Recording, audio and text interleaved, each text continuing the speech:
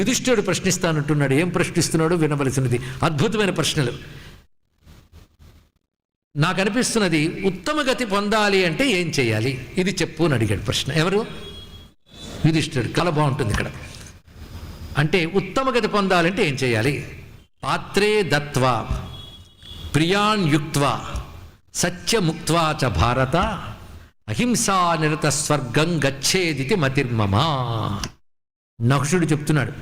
ఈయన అనుభవం, ఈయనది ఎంత గొప్ప జీవితం గడిపాడు. ఒక్క అహంకారంలో పడిపోయాడు, కానీ ముందు చేసినవి పోతాయా? ఆ సంస్కారం ఉంటుంది. పైగా పడిపోయాక పశ్చాత్తాపంతో ఇంకా బలంగా తెచ్చుకున్నాడు అవన్నీ కూడా.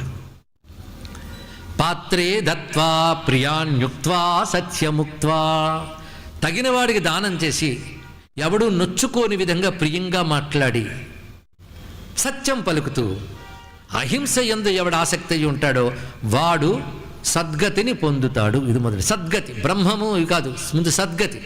బ్రహ్మము తర్వాత సద్గతిని పొందుతాడు ఉంటే. అయితే మళ్ళీ యుధిష్ఠిరుడు వేస్తున్నాడు. హే నాగరాజా,